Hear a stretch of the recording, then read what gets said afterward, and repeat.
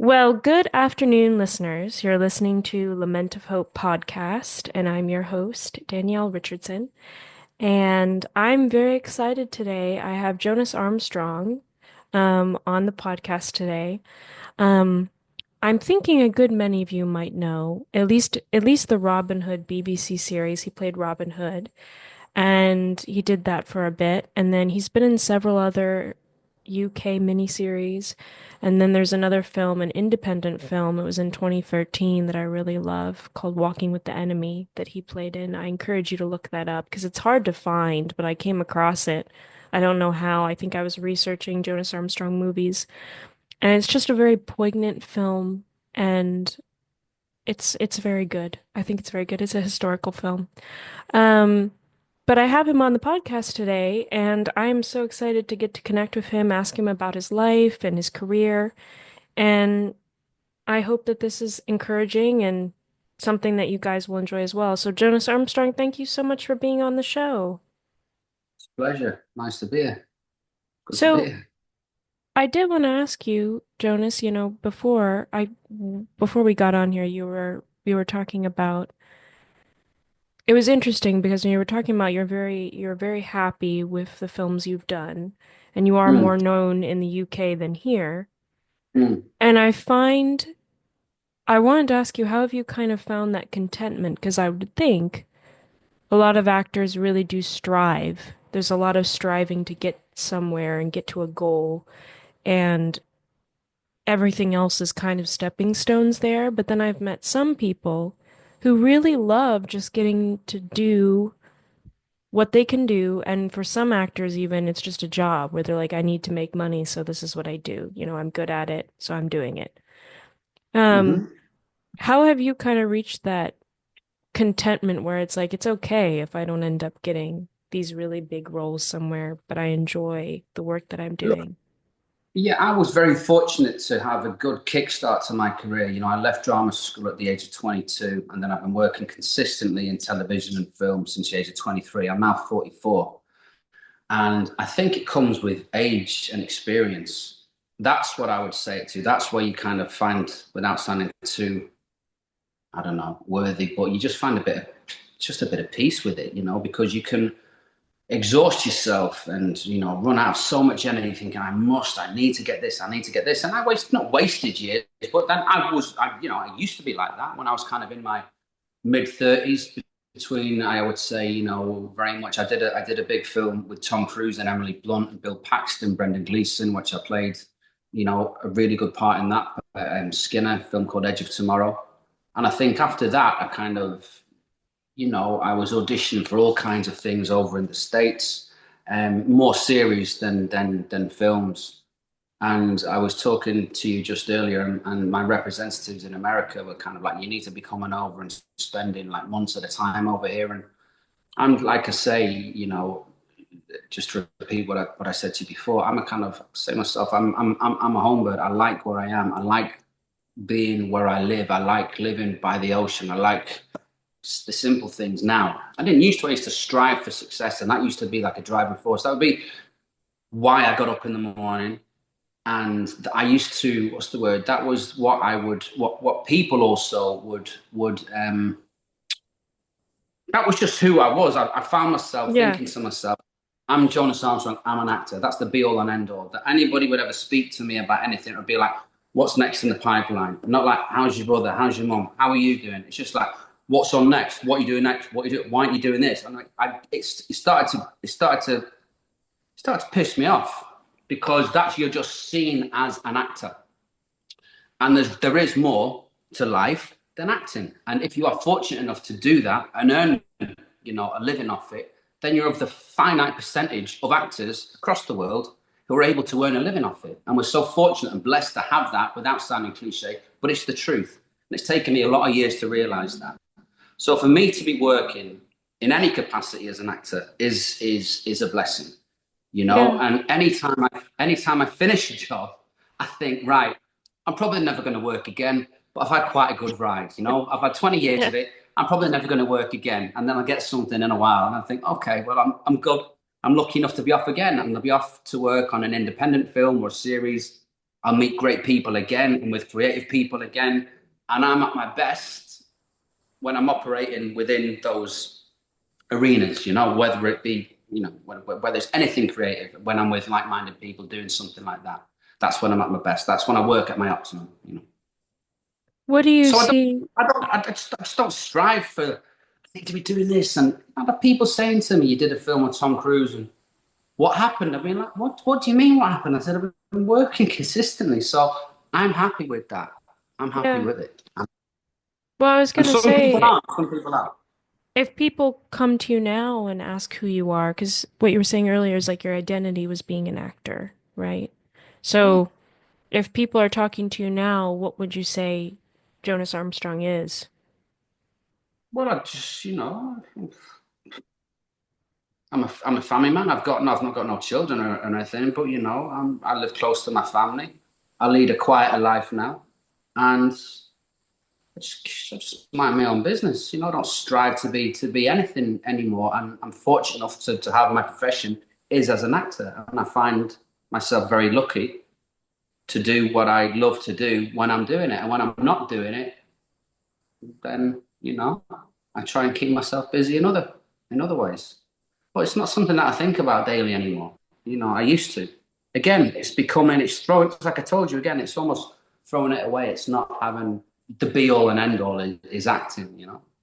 Like when I go over, I travel to India most years and I go to Goa and it's the same place, the beach that I've been going to for like 13 years, apart from when they had the restrictions during lockdown. I've been 10 times in the last 13 years. You go to a beach in India, no one cares if you're an actor. Who cares? No one cares what you do. So I like that kind of simplicity now, where it's not to do like, what do you do? How many followers have you got? All that I find a little bit of nonsense. Like when people say, what's on your Insta? I hate that word. It's my most unfavorite word in the whole world. I'm sorry, it's not about that. It's not about that. What's your Insta? I'd be like, I'm not on it. What do you mean you're not on it? I'm like, I'm on it. Like someone set up a page up for me years ago, and on jobs I've been at, they've not insisted, but they posted, they've done it for me. I don't know even how to operate it. How many followers have you got? I'm going, I don't know and I don't care because I don't operate on it. Who do you follow? So I don't follow anybody because I'm not too bothered. I might sound like an arsehole, but I'm just being honest. Do you know what I mean? I'm Yeah. not really too I'm not really too bothered, and it suits me fine because as long as I put work into, like I'm auditioning for two things this week, as long as I put the work in, and if it's right for me, it's right for me. If it's not, I just get so hung up about it. And if there's any young actors watching now, any young aspiring actors, if you go for an audition and you don't get it, don't take it personally. Just go, it wasn't right for me. And when the right thing comes along, you will get it. Like when I got Robin Hood, I didn't think I was going to get that. I walked into the room, I was very blasé. They must have thought that guy's probably tried the least out of everybody. We should give. Yeah, it was just it's a funny thing. And again, sorry for rambling, but I've learned this because I've just been around. I've just been around it now, and I've just seen the industry changing so much in the time that I've been an actor professionally, and I still love it. I love it, and when I'm on set, I feel like I'm alive. I'm buzzing. I love it. That probably What? didn't answer the question at all, but anyway, that's just me rambling. No, I was gonna say, what drew you to the beach in India? That's so interesting. Do you just love being in India, or? What happened was before I actually landed the job of Robin Hood, I got the news that I was going to play Robin Hood on Valentine's Day in 2006. And I was in India filming a project called Losing Gemma, a two-parter for the TV, for ITV. And it was about a girl called Gemma who goes missing. We're trying to find this Gemma, Losing Gemma. And I was over there. I had my audition for Robin Hood the day before leaving for India. And the beginning of the story is set in Goa because the two girls go to Goa and they're traveling. And my character wasn't involved in that. And just the way that the world works, when I left India to go and start Robin Hood, I flew straight to Budapest. Then they went down to Goa from Delhi to film the beginning of the show, which my character wasn't involved in. Now, if I had been involved, I wouldn't have been able to do Robin Hood because of dates and times and all that. So I remember speaking to the girls. I was still in touch with them when I was over there. And I said, where are you? And God, she goes, Jonas, honestly, it's so amazing. We're on this beach called Palolem Beach. and they filmed the opening scene of the Bourne Ultimatum, or the second Bourne film. There's a scene of Matthew Damon running down the beach. There's all the coloured huts in the background and all that. And I said to myself, right, in a few years, when I get the chance, I'm going to visit that beach because I missed out on going. And they said it's magical. It's another world. And so I remember I was going through a breakup with one of my ex partners, and I just made the decision. I called my mate and I said, look, I remember the name of the beach, and I said, look, we're going to Palolem Beach. Pack your bags. I'm paying for you. We're going in 2 weeks, and off we went, and we've been going ever since. Oh, So just that's the that. same person. You both go. Well, we've got he's got little kids now, so he goes when he can. But I know so many people there now because the same people go every year. There's like a community over there. So you go, just rock up at the same places, and it's just hello, hello, how you doing? You know, everybody still goes. Everybody's just getting a little bit older. What So does it yes, look? goes. What does it look like? Looks like a beach, funnily enough.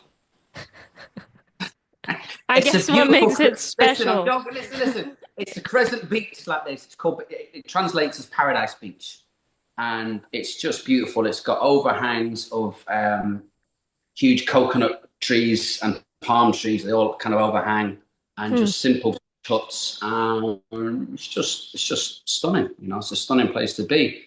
Very simple way of holidaying over there. Look, you can go to your Dubai's and get you dressed up, which is all great. You know, or any holiday destination, Miami's or wherever. Or you can go somewhere that's just more rustic and chilled out and no one really cares about what you do, you know? It's So it's just not like a simple. touristy beach. I mean, there's tourists, yeah, but it's not like packed full of tourists, no. Okay, so it's more quiet. Yes, yeah, Okay. yeah, yeah. It's chilled out. There used to Do be a lot of parties there when we was younger, but they've all died down now. what is because I'm thinking, if you love going there, is it the reflective part of it that you like, or you like the fact that no one knows who you are when you go to No, the I don't beach? care about that. I don't care about that, no, because I remember when people did find out who I was, in the place I was going to, they were just like, "Why didn't you say it? Why didn't you say it?" Because I didn't. Again, it doesn't register in my brain. It doesn't register in my brain. Like I could be going out for dinner somewhere, and I get quite just the way that my brain operates. I'd be like, "What are those people looking at?" And then whoever be was saying, "Joe, because you were on the telly last night." I go, "Oh shit, that would be it. Yeah, yeah, yeah, yeah." I forget. I just forget. I forget. Like I don't strut down and go, I'm an actor, I'm this, I'm that. It's not the way I am. Did It you was always, different. It was different when I lived in London and I was on one in five buses going through London with a big picture of my face with, playing Robin Hood, and I'd get recognized everywhere. But when I moved out of London, it was different. And I think in the town where I live, people know that I'm an actor. And then if I get approached, people say, "Are you the guy of this? Are you the guy of that?" And I'll always say, "Yeah, I am." And then if they open up a conversation, I'm always happy to talk, but don't get hassled or anything like that. No, have you always wanted to be an actor since you were young? no. But I think it was always there. It was always there. I was always performing. Like I remember, like if I wanted something off my mum and dad, I would make a little skit up. I would try and make them laugh. I was always doing voices. I was always doing impressions. At the school I was at, I was always been able to do impressions of the teachers, just mimicking their voices and stuff, which used to get me in a little bit of hot bother. I remember the drama teacher coming to me, but they only ever did one musical a year, a pantomime. It wasn't even a musical, it was a pantomime with the teachers involved and like she's behind all that kind of stuff. Not taken seriously, bit of fun, which is great.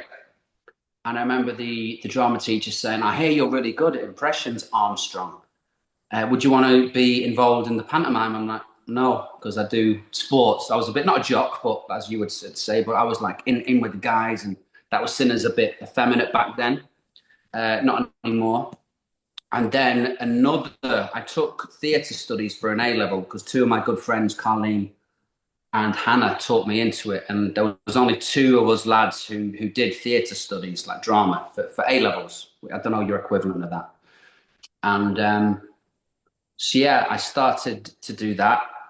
I had a shaved head at the time. I looked a bit of a thug, and a new drama teacher arrived, and I didn't like the look of him, and we didn't get on at first. I think I intimidated him a little bit. And after a while, we started to get on, and he took drama very professionally, even though it was at a school. And he had coached actors who had gone on to study drama at prestigious drama schools down in London, Manchester, and all the rest of it. So I started to take it seriously. He goes, look, he goes, I know you've got this front, this kind of like laddish kind of thing going on, this kind of outer exterior, but I know what you're like, and I know that you're gifted, you've got something. So if you just drop all that bullshit and work with me, and if you want to do this professionally, you've got Yeah. the talent, and I could get you in. So I worked with him for 2 years, and we did plays like A View from the Bridge, and kind of a play called Not About Heroes, about two World War poets in the First World War. It's a two-hander, and Hmm. just about the relationship about these two men who were kind of fighting in the sun. And we took it really seriously. And, we went up to Edinburgh and took the plays up to the Edinburgh Fringe. In the meantime, I was auditioning for all the drama schools in the UK.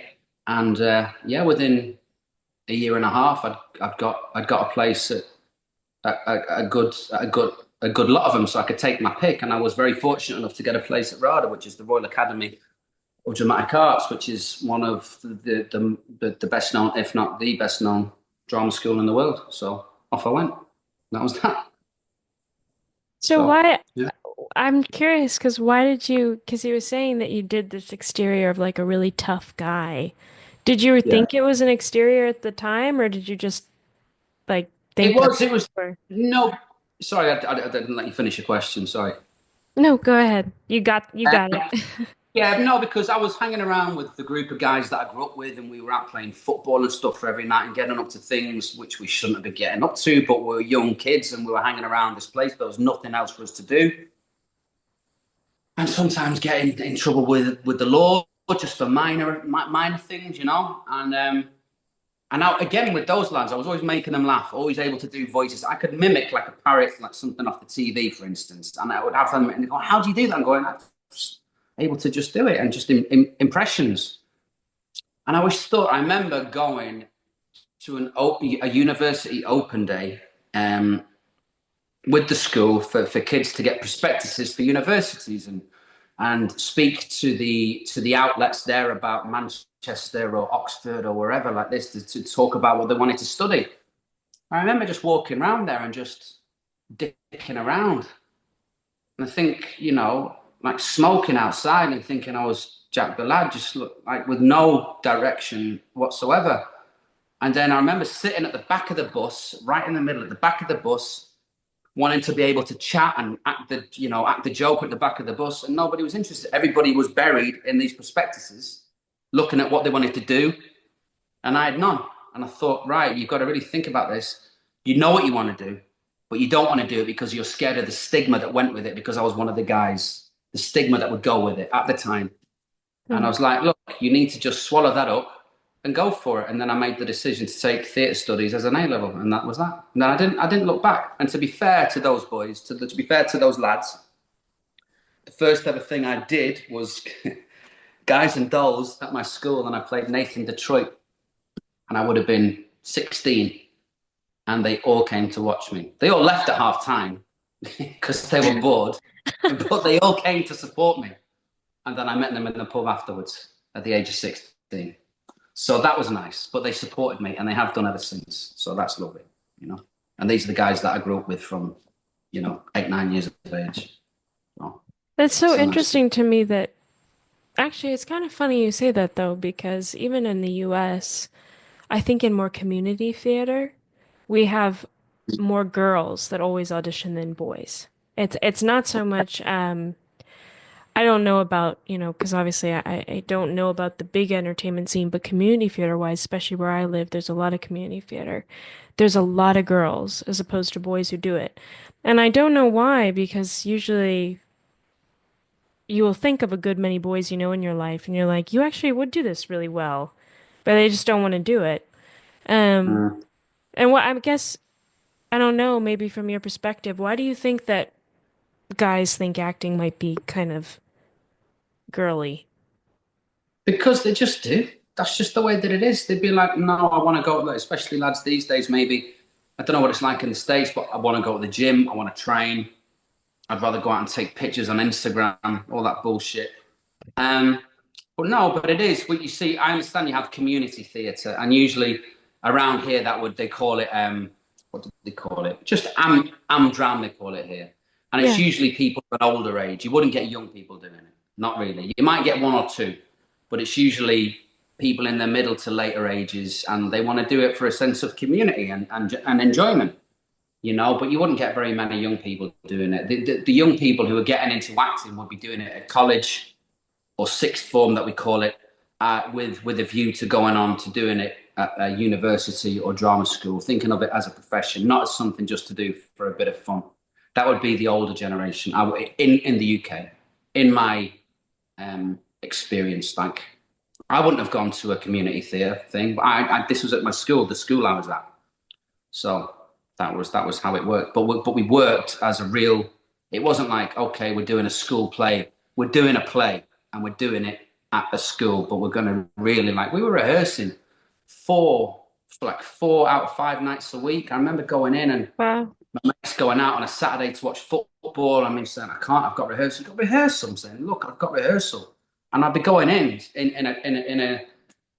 a really dark, like this isn't the summertime before going to the Edinburgh Fringe, rehearsing the view from the bridge in a really dark studio theatre for hours and having to take in a packed lunch and thinking, what the fuck am I doing? I'm 18, I should be out enjoying myself. But now it was this guy Colin Snell, who I owe everything to. If he didn't instill that sort of professionalism in us from a young age, I wouldn't have got into RADA. Not a chance. I probably would have got into. I'm not going to take anything away from a lesser drama school. I don't even know if I would have gone to a drama school. I don't know if I would have had the kind of professionalism and the drive and the belief there to do it properly because we took it really seriously. We weren't we're just going for a jolly. We took it really seriously. We wanted to win awards. Hmm. We wanted to be noticed, and we were called in your space. We were called at the time. And it was great. It was a brilliant time. And then another lad, Matthew Bannister, there was like a group of like 5 or 6 of us in it by the end of it. Um, Matthew Bannister, he also went to RADA. He went to Oxford first, then he went to RADA. Tom Swire, he went down to the Welsh School of Music and Drama. And then two of the other girls, Beth Mercer and I can't remember, Gwyneth Owen Pullen. I think they went to Arts Ed, and Richard Cross. He went to East 15, I think. So we all ended up going to drama school, which is quite extraordinary, really. Well, I want to ask, how do you maintain these friends so long? Because I mean, here in the I'm not state, friends with those guys now. I'll keep in touch with them via Facebook or something. I've not seen them for years. well, do you have a lot of friends that you've been friends with since you were a kid? All the lads I was just talking to you about before, yeah, yeah, yeah, yeah, yeah. Because The lads in my teenage years, yeah, yeah, yeah. what do you think? Because I have found that so amazing when I meet someone who has had a friend that long. I don't know if Yeah. it's just me or if it's just America or the environment, but I do not know a lot of people who have had a friend for a long, long time. Like usually a friend is a season word. You're kind of like they're around and something Yeah, happens and then they're gone. yeah, Yeah. yeah. So I I wondered think, like how are you guys been friends so long? And then also when you were talking about how you will go to the beach together when he's got the time, he'll come with you. I think that's really cool that you guys have like lived life together so long. yeah, I think it's different. I don't know where you're from, and I don't know where you did. Did you go away to study? I don't know if you went off to college or whatever. But here when I moved down to London, I live in the northwest of England. And bear in mind, England's much smaller than it's smaller than your states. So I moved down from the northwest down to London to start my acting profession. So I was down there from the age of 19 to 25, and I thought when I was down in London, that's it. I'm going to be in London for the rest of my life. Now, during the second season of Robin Hood, I met an actor, whatever, and we started a relationship. She was in a soap, so she couldn't move. She was in a soap in the north, so I couldn't move. She couldn't move down to London. Yeah, so I moved out of London to move back in the northwest. She lives like 40 minutes drive from where I am now. So we started that relationship. So I moved back to the Northwest, and that relationship kind of broke down, but I stayed in the Northwest. And then, I was still friendly with these guys. But when I moved back here to near where I kind of grew up, like by the sea, the friendships just blossomed again because these guys have kind of stuck around. Hmm. They didn't go off to university. They did different jobs. You know what I mean? So these Yeah. guys were still also those friends. But also as well, I'm still in touch with the people I'm at drama school with. Not all of them, but a few of them. But that's just the way that life pans out. But then again, I've just been down doing a job called Sessions, which we can talk about in a minute. I wrapped on that last, not Thursday, gone Thursday, like 10 days ago, whatever. And then even though you're working with these people for 4 weeks, you form friendships. You form friendships. Yeah. And, there might be seasoned friendships. You might last a year, 2 years, then you fall out of touch. You never know. You never know. What do you really like in a friend? Like if you're going to go from an acquaintance to a friend with somebody, what is something that you are like, okay, I would like to be your friend as opposed to just know you? I always find that initially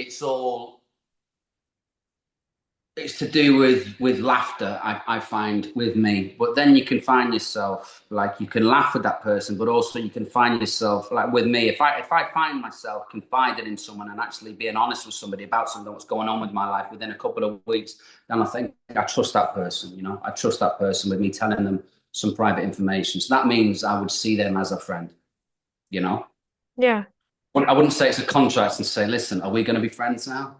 Are we just going to be dudes or what? We're just going to go for a drink every now and again and we're going to be friends. Like, can I tell you things? It's not like that. It's not with guys anyway. I think friendships are different with girls. I've got a lot of girlfriends. I've just been walking down with one of them today. You must notice that I fucking walk a lot because I live where I live. So, I saw one of my good girlfriends today who I've not seen for a bit. And, we laughed and we joked, but also we sat down and the tide was in and we were just talking about what's going on in our lives, personal things, what are going on, and that's lovely to have. Yeah. No, it is. And yeah, no. It's interesting that and you can tell me if you don't answer this, but I can't help but ask, it seems like you love laughter, you love the sea. Seem to be a very honest person. You speak your mind. You don't seem to be too worried about that. Um, I used to be very cagey about what I used to say, but now I'm past care. It's whatever. I was You gonna see say what that why aren't you married? Have a family. You seem like the kind of guy that a lot of girls would like. No, listen, I was with my partner. We broke up coming up to 3 months ago, and we were together for 7 years. But it's best if I don't talk about that because it's personal, and she would get angry about that. So I was in a relationship for 7 years, and that's only just recently broken up. So that's that. Do you want to be married someday, have kids, or are you? I don't know. They would have to be with the right person. I was with this woman for 7 years, and we didn't end up getting married. But I think listen, I always thought when I was younger, I remember being in a relationship and saying to one of my mates and Robin Hood saying, that's it, I'll be married within a few years. Saying to my mum saying, I'll be married in a few years. I'll have kids by the time I'm 30. I remember my mate going, why you want to get so married so early for, man? Like, wait till you're 40 or something. And it just didn't happen that way. That's not the way that life rolled out for me. But that's okay. You don't have to do what is the norm for society. Like my mates, been saying, why haven't you had kids? Because it hasn't fucking happened that way for me yet. And it might not happen. And that's all right. I can't be putting pressure on myself to be like, I have to be like everybody else. I have to make sure that I go and have a kid. And that's not Oh the way that life. no, I just meant is I'm it not like, saying you, I'm not saying you, but there's exterior pressure oh yeah, sure. you know Yeah. what I mean? You've got to have this and why haven't you like mind your own fucking business? Well, I Not guess you. I always wondered if you just wanted it, not that you're gonna make it Yeah, happen. of Because course. you're Why right. would yes, of You course. It's not can't make it happen. no, and it's not. I don't have a case of like no, I don't want to get married. I'm very much not like that. No, no, no, no, no. Of course, I want to be with a partner who wants to go through their life by themselves. But the relationship I was in, it wasn't right for us both. And that, as I say, that broke down almost 3 months ago now. So that's just the way it is. How do you deal with sad things in life? How do I deal with sad things in life? It Yeah. used to be a time when I just go and just, self-destruct, but I can't do that anymore. So what do you do now? You just got to deal with it. You just got to process it and let it go, let the feelings be there and know that you're going to be feel sadness and feel, regret, remorse, whatever, or you might feel elated if you, not sadness, but with that, you just got to process it and go, look, I'm going to feel like this. And thank God I've got such a special woman in my life, and that is my mother. And she is like Mm. a guru to me. Do you know what I mean? And Yeah. she talks so much sense to me, my mother. She talks so much sense, like, and she will talk, that's her job. She is, she's a counselor. She's not a psychiatrist. She works very closely with people. Yeah. And Yeah. I'm just blessed that she's my mum. So I've got like a 24-hour psychologist, like, to kind of lean upon. But she'll always just remind me of where I'm at, and nothing will ever stay the same. What you're feeling now, the hurt that you're feeling now, yes, it's going to hurt, and it might hurt for a good while, but it's not going to be like this forever. And I always try and remind myself of that when I'm in a low place and feeling sad. And you get it sometimes. You wake up of one day, as you must know yourself, you can wake up one day and feel like, why do I feel like this? Why do I feel despondent? Why do I feel out of place? And there might be a reason, or there might be no reason whatsoever. You might just be feeling low in your soul. And again, I'm thankful about where I live. I can walk in here, and if I am in a low mood when the curtains are still drawn, if it's a beautiful day, like, it's different because you guys are in America. We have shit weather here in the UK all the time. It's going to be great this week, so I know tomorrow morning I can walk in here and I can see the sunshine, I can see the ocean. I'll be like, and it will immediately bring a smile to my face, and just that's where I kind of go. Do you know what? Things ain't that bad. Things could be worse. Put a bit of perspective on it. But you've got to deal with the pain and sadness in life, and that's okay. If you It's didn't, you'd be a robot, and you can go, which I have in the past, and gone and mask it and drank and fucking ruin myself, and that just makes it 100 times worse because you have to yeah. deal with it eventually. What made the change? Was it, you think, just getting older, or you just decided one day, I don't like doing this anymore. I'd prefer to just process it and do this Do in a it more in, healthy way. no, I'd get myself in bother. I don't want to go too much into it. I'd get myself in trouble. Okay. I'd get Yeah, myself in trouble. I was gonna ask though, it's so sweet that you have such a good relationship with your mom. What do you Mm. think, what do you think makes a good mom? I don't know, just time, support, understanding. Yeah. Like, my mom was no angel when she was younger, but I'm not going to talk about my mom if that's her business. But yeah, just look, she everyone's got their bad points. She's not perfect, but she's just like, yeah, she's just got time and empathy and understanding and patience. Like, I've upset her so many times, let her down so many times, but she's my mom.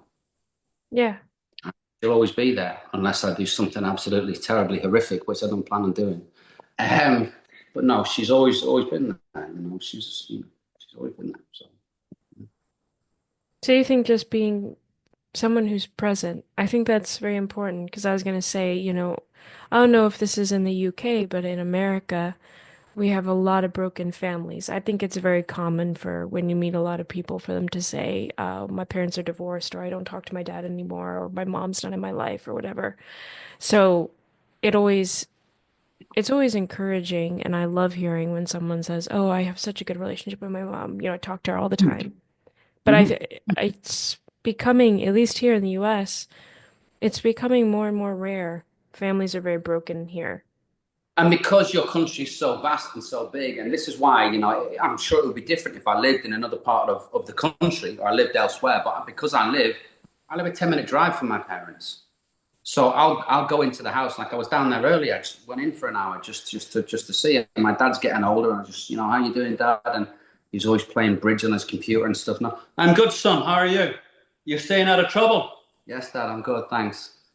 But I went in there, we was talking about, the Dublin thing, and my mum is going to read with me because I needed someone with a very soft Irish lilt, and my mum's Irish, so she's going to read the female part for this thing I'm auditioning for.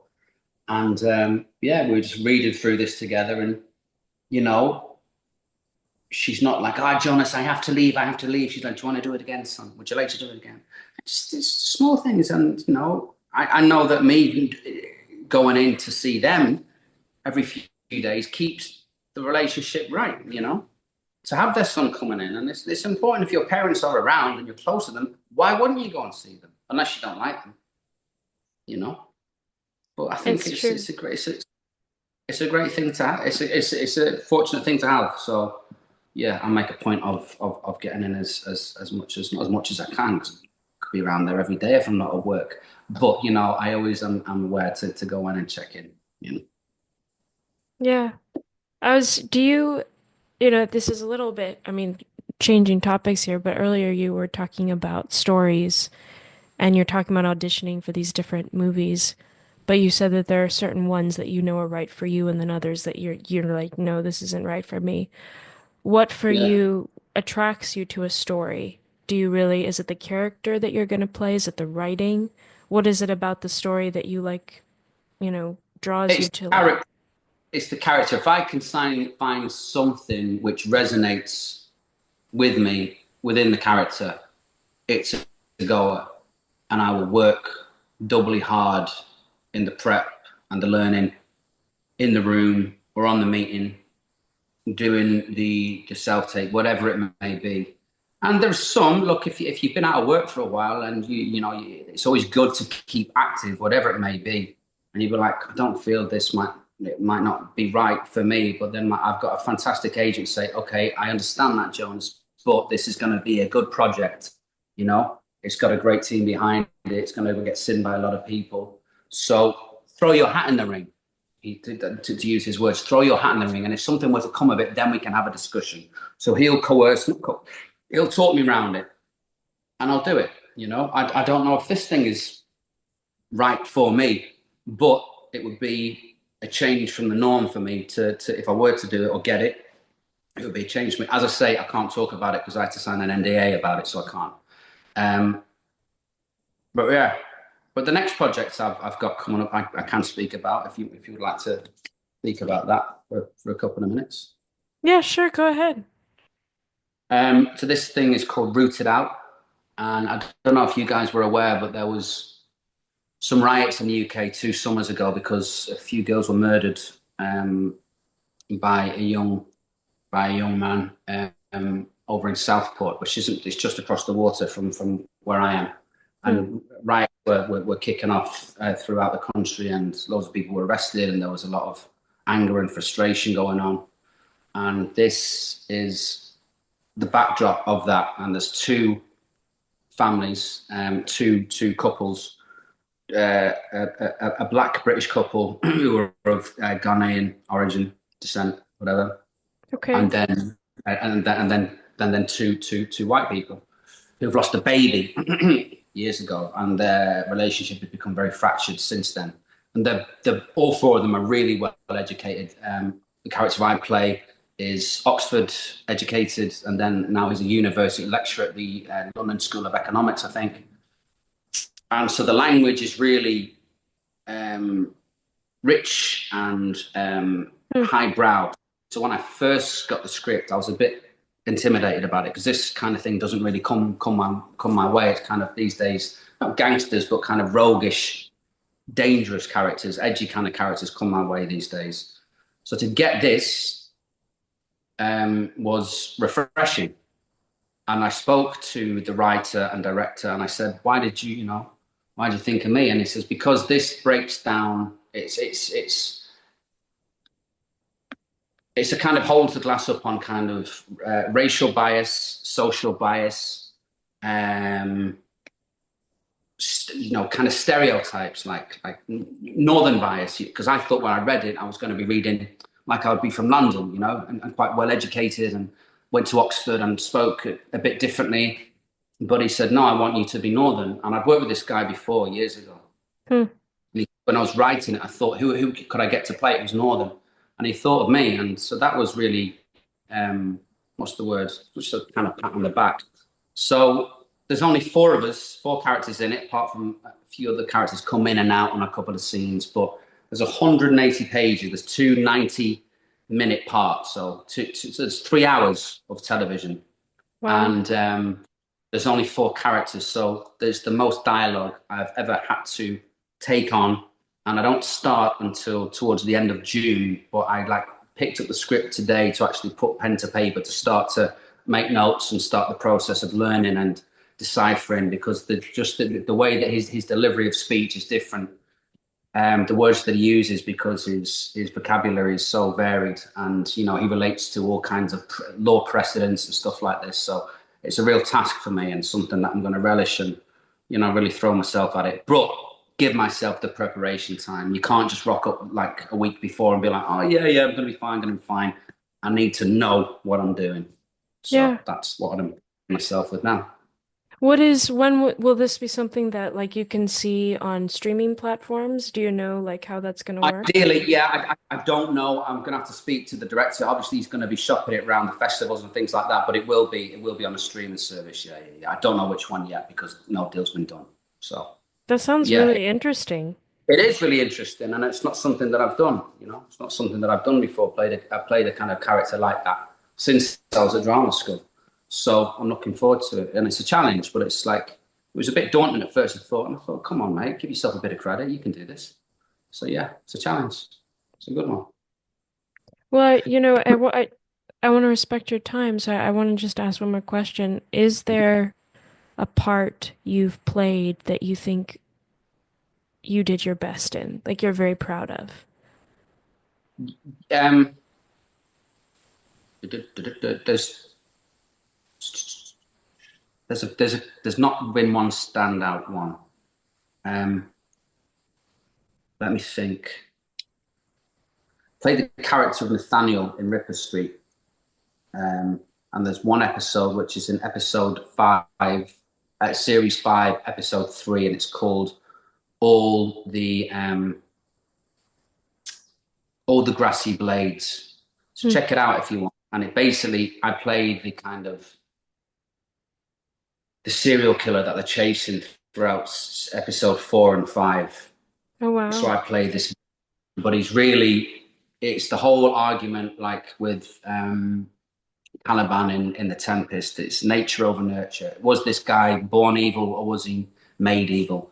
And the writers took me out at the end of series four and said, we're writing one episode where it really focuses on your character and the way that you are, why you are this man who he's got this thirst for blood. Why is he that way? Has he been, programmed by, he's been used by his father, who's played by David Threlfall, who's a fantastic actor, who played Frank Gallagher in the original Shameless here. And it was he made as he's like some muscle, and I kind of had to beef myself up. But all the grassy blades, if you want to check it out, please check it out. And it delves into the psyche of this man who kills, but he doesn't want to kill because he's damaged. He's socially damaged, and he's been programmed to think that this is all he is. And he meets somebody in this, and he's never felt any warmth or compassion off anybody in his life. And I think that really kind of stretched me. I worked with a fantastic director. I've worked with again Nick Rowland, and we worked very closely on how to kind of maneuver throughout that. And I was very proud of that one, and I got some really good responses from it. So that or Jimmy McGovern's The Street, which I did back in 2009, which was really heavy hitting writing. So I would say those two parts were very rewarding, and it's to do with what you're given on the page. If you're given the text, then you can make these things work. And the character, like, yeah, just that's the most kind of complex individual I've ever played, and I think I kind of did it justice, thinking that not everybody is just born a complete psychopath. They're maneuvered into becoming that way, especially at the time. So check it out if you check it out. I'd like to check it out. Check it out. No, yeah, I Series. will. So it's on Netflix now, Ripper Street, and it used to be on Amazon. It'll be on Amazon as well. Amazon, Ripper Street, season 5, the last one, episode 3, or the Grassy Blades or something it's called like that. The character Nathaniel. Hmm. It sounds like a Mm. really intense character. Yeah, They, yeah, well, yeah, yeah, yeah. I have to say, Jonas, it's interesting because when I came into this interview, I was thinking kind of what you said that you'd be like someone really funny, because your character's like Robin Hood and stuff. It's kind of what's the word? Cocky and like charming in a cocky way. But it seems like you really do like underneath the laughter and everything, you really do, I think, seem to think deeply about the world. And I think you really Yeah. do want to make a difference in the world with the parts you play. Um, and so I do really thank you for taking the time for this. And again, I really do hope that regardless of how, we can get more of your UK stuff over here. Hopefully, yeah, yeah, yeah. Well, we'll see. Time will tell, and there's hopefully going to be, a few years left in me yet. So we shall see. We shall Yeah. see. Well, thank you so much, Jonas, and I hope you Thank have you a so good much, and evening. thank you for being so, loving, and just yeah, it's been a lovely experience. So thank you very much, and I hope everybody listening, if there's anybody listening, I hope you got anything from it. So thank you for listening. Yes. Oh no, they did. Okay, good stuff. Good All stuff. right. Brilliant. Lovely talking to you. You Lots of love. too. Take Bye. care. Bye bye.